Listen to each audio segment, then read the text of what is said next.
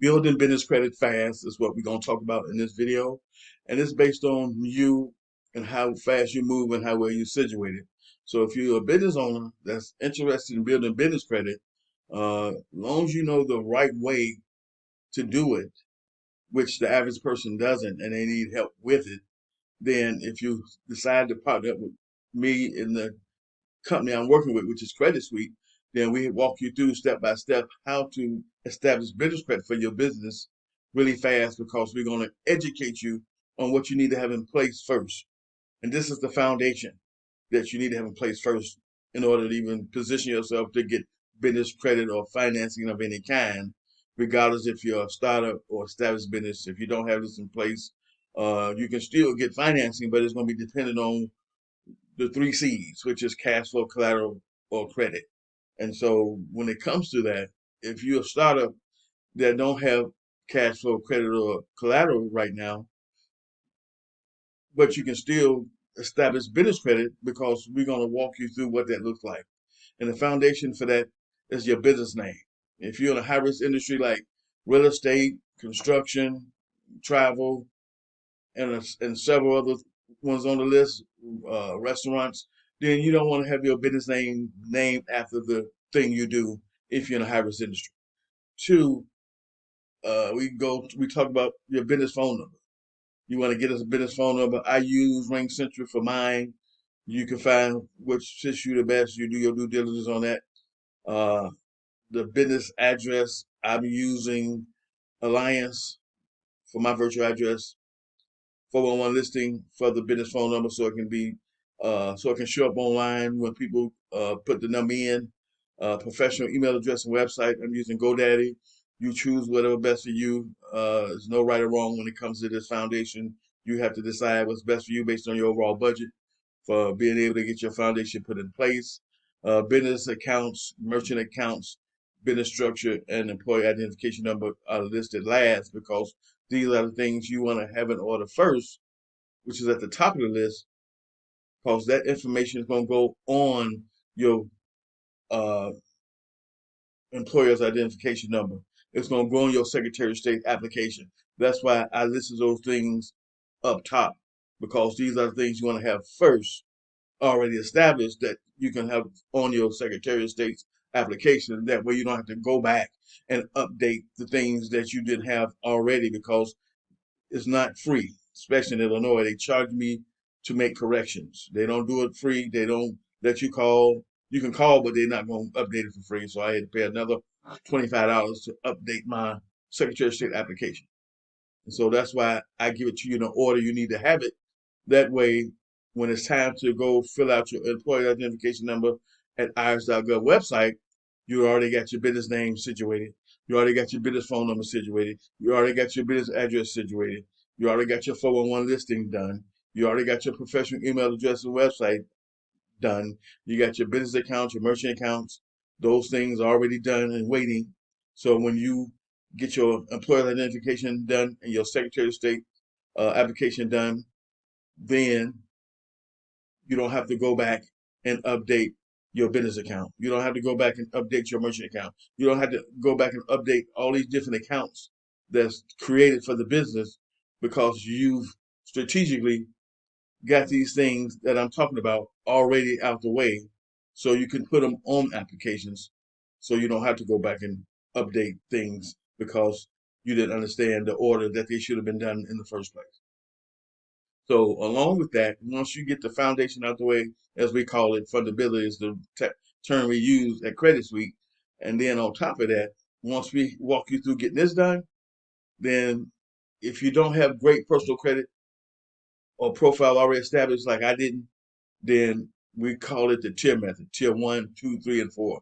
Tier one is net 30 accounts. So you got vendors like Uline and Granger and JJ Gold and Gardner and Quill that's going to give you business credit to buy their products and services with. And they're going to give you 30 days to pay it off. So you don't want to spend no more than you can afford to pay off in 30 days. So with that being said, they all got a minimum requirement. So you make your minimum requirement purchase so you can get your profile and score set with Dun& Bradstreet, Equifax, and Experian. Dun& Bradstreet need 3 reporting to them to create a profile and score. Equifax and Experian just need one. So once you got those three different agencies and you got enough vendors that's going to report to those three agencies, three payment experiences with Dun& Bradstreet, one payment experience with Equifax and Experian, each will allow you to get a profile and score set. And from there, you just keep adding more trade lines to build out your business credit profile and make it tight, to make it to position yourself where you can start to eventually get universal credit, which is in tier 4, which is MasterCards and Visas, strictly on your business credit profile. And the way you go about doing that strategically is that, of course, anything that has to be filled out online, you have to give your social. But if you go inside uh, the bank, if you're applying for a business credit card through the bank, then you let them know, hey, I want you to use my business credit profile only to make the decision on giving me this credit card or not.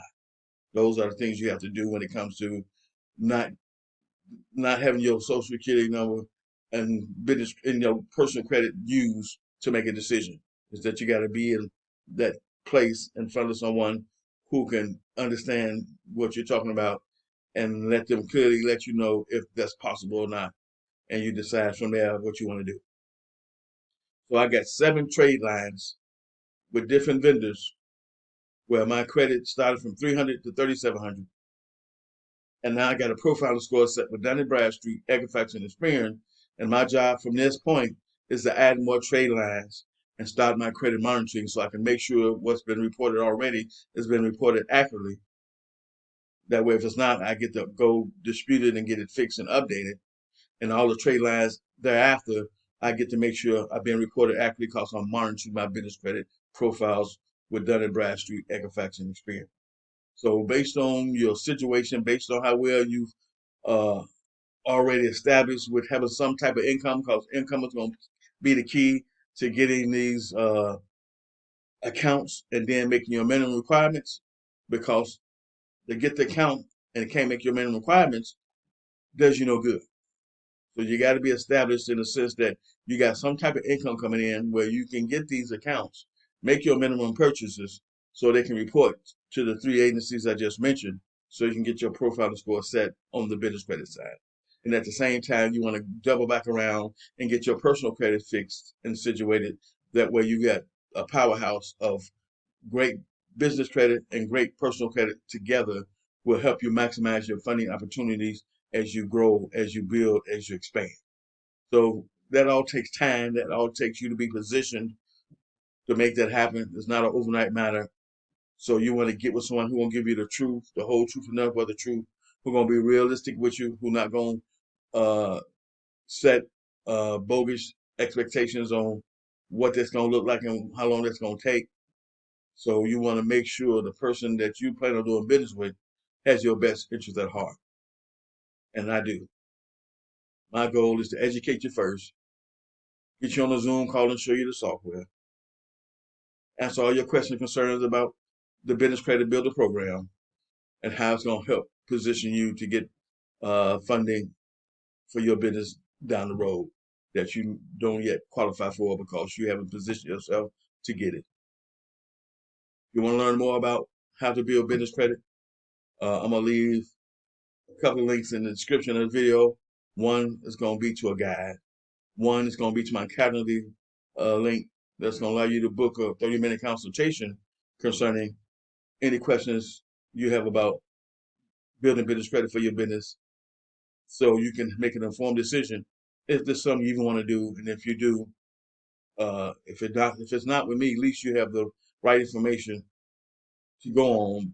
That way, the next person you talk to, or a person you might already have in mind that you go talk to, if the information I gave you don't line up with what they said, uh, then you got to figure out who gave you misinformation or erroneous information when it comes to that. So, thank you. I'll see you in my next video.